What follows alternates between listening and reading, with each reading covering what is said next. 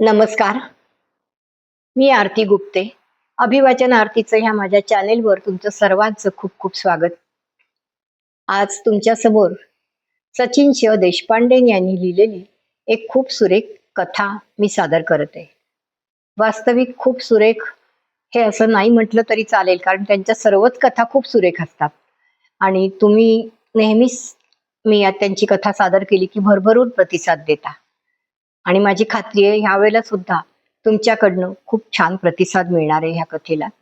मलाही ही कथा हलकी फुलकी खूप आवडलेली आहे. तर आपण ऐकूया. आजच्या कथेचं शीर्षक आहे टू बी कंटिन्यू आणि लेखक आहेत सचिन च देशपांडे. आज तब्बल 32 वर्षानंतर ते भेटणार होते एकमेकांना, माटुंग्याच्या एका इराणी रेस्टॉरंटमध्ये. ती कुलाब्याला राहायची आणि हा ठाण्याला, त्यामुळे हे असं मध्यवर्ती ठिकाण फायनल केलं गेलं होतं. 47-48 हे वय बहुतेकांच्या बाबतीत तेल संपत आलेल्या निरांजनासारखं असतं. चालतंय तेवढं चालू दे असं, विझत नाही तोवर रेटूया असं. ह्याचंही असंच निरांजन झालं होतं. आयुष्याच्या वातीच्या टोकावर तो उरल्या ऊर्जेचा एक लंबगोल, अगदीच नावाला भगभगणारं, आणि अशातच त्याला तिचा मेसेज आला होता, भेटूया का कुठेतरी. फॉर्मल की कॅज्युअल ह्या विचारात एक अख्खी रात्र जागून काढली त्याने, बायकोचा लागलेला डोळाही चुकवत. बऱ्याच वर्षांनी कपडे हे फक्त शरीराची लाज राखण्यास करता नसून ते ठीकठाक दिसावं म्हणूनही असतात, हे अगदी प्रकर्षाने जाणवलं त्याला. सरते शेवटी म्हणजेच पहाटे पहाटे त्याने विचार केला की हा 110 किलोचा देह कशातही कोंबला तरी अर्धा थोडीच होणार आहे. So better to wear in what I feel comfortable. आणि मग त्यांनी त्याचं आवडतं कॉम्बिनेशन घालायचं ठरवलं, जीन्सनी कुर्ता. हुश करत झोपला मग तो गाढ पुढचे 2 तास. ऑफिसच्या कलिगकडे सत्यनारायणची पूजा आहे, तिथेच जायचंय उद्या, हे त्यांनी बायकोला आदल्याच रात्री सांगितलं होतं, मनातल्या मनात सत्यनारायणाची माफी मागत. आवरून मग तो ठरलेले कपडे घालून, जरा एक्स्ट्रा परफ्यूम मारून, रुमालावर निलगिरी शिंपणून, तोंडात 2 वेलदोडे ठेवून बाहेर पडायला निघाला. आणि त्याच्या लक्षात आलं की मुलं दिसत नाहीयेत कुठे. मुलं सकाळी लवकर उठून आईकडे गेली, तिथेच थांबणार आहेत दिवसभर. त्याच्या चेहऱ्यावर उमटलेला प्रश्न त्याच्या तोंडावाटे बाहेर पडण्याची वाट न बघताच बायकोने त्याचं उत्तर देऊनही टाकलं होतं, कसली ओळखते ना ही आपल्याला, अगदी आतून बाहेरून. असा विचार त्याच्या मनात आला नि पाठोपाठ चर झालं. बायको आपल्याकडेच रोखून बघते असं त्याला उगीच वाटून गेलं. तो अधिक वेळ न दवडता बाहेर पडला. मग 4 व्हीलर काढायची की 2 व्हीलर हा विचार चालू असतानाच जर तिथून कुठे बाहेर जायचं ठरलं फिरायला, तर ती आपला खांदा पकडून आपल्या मागे बसेल. इमानाने आपल्या अंगावरून खड्डे पोचलेले हे मुंबईचे रस्ते मग आपल्या मदतीला धावून येतीलच. अवघ्या 3 ब्रेक्स मध्ये ती पुढे पुढे सरकत आपल्याला मागून कंप्लीट चिकटलेली असेल. वाव, हा खट्याळ विचारही मनातून डोकावून गेला त्याच्या. गुदगुदल्या केल्या होत्या तिने त्याला, बोटही न लावता. सगळे विचार मनातून झाडून काढत त्याने सरळ ओला बुक केली. 11 वाजताची वेळ ठरली होती, पण हा 10:15 पासूनच हजर होता. एक मसाला ऑमलेट नि एक ब्रून मचका चेपला होता मग त्याने, आणि टेबल साफसूफ करवून बिल पेड करून आत्ताच येऊन टेकल्याच्या आविर्भावात तो बसला, तिची वाट बघत, चहूकडे नजर टाकत. आणि तिची एंट्री झाली. गिटारच्या झंकारलेल्या स्ट्रिंग्स काळी चिरत गेल्या. पाठोपाठ फ्लूट मधून सुटलेली हवा त्याचा श्वास जड करत गेली. मी लगोलग किशोरचा रोमॅन्टिसिझमच्या परिसीमा गाठणारा आवाज ऐकू आला त्याला त्याच्या आतून. वो चेहरा है या चांद खिला है, जुल्फ घनेरी शाम है क्या, सागर जैसी आंखों वाली, ये तो बता तेरा नाम है क्या.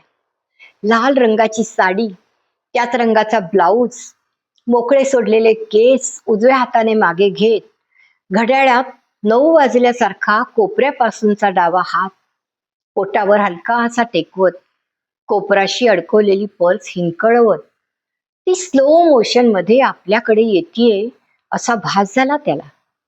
किशोर कडवं घेऊन डिश मध्ये सर्व करायला तयारच होता त्याच्या मनातून.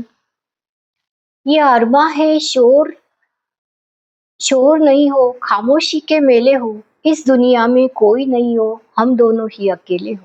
तोंड भरून हसत ती समोर आली त्याच्या. हात मिळवला, हातात हात धरून त्याचा उभी राहिली थोडा वेळ. डोळ्यांच्या कडा भिजल्या तिच्या. दोघेही चेअरवर बसले. ए बघ, मी आठवणीने लाल साडी घालून आले. You remember that note you wrote to me on the day before our 10th send off, year 1987. Please red sari घालून ये ना. डिम्पलने सागरमध्ये पास आओ ना जाने दो ना गाण्यात घातलेली, किंवा मिस्टर इंडियात ती काटे नाही कटते ये दिन ये रात मधली श्रीदेवीने घातलेली सी ग्रीन साडी. आणि ती नोट नेमकी एकबोटे मॅडमच्या हातात पडली. कसली तंतरली होती तुझी. मॅडमनी मग आपल्या दोघांना बोलावलं आणि तुला म्हणाल्या, स्वतः कमवायला लाग. मी आपण केलेल्या फरमाईशी जेव्हा आपण पूर्ण करण्याच्या लायक झालोय असं तुला वाटेल ना, तेव्हाच त्या समोरच्याकडे मांड. तिला आत्ता खर्चात नको टाकू. नंतर माझ्याकडे बघून त्या बोलल्या, माझ्याकडे आहे प्लेन रेड कलरची साडी, अगदी त्या डिम्पल सारखी. ब्लाऊजला आतून शिलाई मारेन मी. होईल तुला मग. तू ये माझ्याकडे, मी नेसवीन तुला. अभ्यासाच्या आड नको त्या गोष्टी येऊ द्यायच्या नाहीत पण. प्रॉमिस करा मला दोघंही. Hats off to Ekbote madam. आणि मी साडी नेसून आल्यावर काय आ वाचला गेला होता तुझा, आठवतंय? अगदी आत्ता वाचलाय ना तसाच. Men will always be men, age no bar. आणि डोळा मारला आणि टाळीसाठी हात पुढे करत हसायला लागली ती खदाखदा. बिनधास. पुढचे 2 तास भरपूर गप्पा मारल्या त्यांनी. खरं तर गप्पा तिने मारल्या आणि तो आपला गप्प राहून ऐकत होता. 10वी नंतर पप्पांना मस्कतला जायची ऑफर आली आणि मग आम्ही सगळेच मस्कतला गेलो. कॉलेज, जॉब सगळं तिकडेच झालं. लग्न करताना मात्र अटच घातली होती की मुलगा इंडियातलाच हवा. आणि मग लग्न होऊन पुण्याला आले. गेल्या वर्षी मिस्टरांची मुंबईला बदली झाली आणि आम्ही कुलाब्याला आलो राहायला. तुला FB वर शोधलं, तुझा नंबर मिळवला आणि म्हटलं खरं खुरं भेटूया. ही आभासी दुनिया उगीच कशाला, ती नको मध्ये आपल्या. एवढं बोलून ती उठली आणि म्हणाली, चल निघूया. नवरा बिचारा गाडीत बसून कंटाळला असेल. काय, तू तू तुझ्या नवऱ्याला घेऊन आलीयस? त्याच्या तोंडातून पहिल्यांदाच मोठा आवाज निघाला. हो अरे, आणि तुझी बायको मुलंही आहेत गाडीत त्याच्याबरोबर. तुला एक खरं सांगू, ही आजची आपली भेट माझ्या नवऱ्यानी आणि तुझ्या बायकोनी एकत्र मिळूनच आखली आहे. आता इथूनच तुम्ही सगळे आमच्याकडे येताय. तो एव्हाना कोसळायचाच बाकी होता. काहीच सुधरत नव्हतं त्याला. आता बायकोला तोंड कसं द्यायचं ह्या विचारात तो असतानाच ती बोलली, माझा नवरा कोण आहे माहितीये? एकबोटे मॅडमचा भाचा.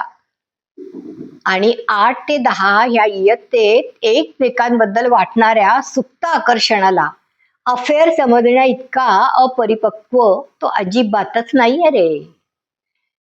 त्याचं नाव आहे अजय, अजय पुरंदरे. ओळखीचं वाटतंय ना, कुठेतरी ऐकल्यासारखं.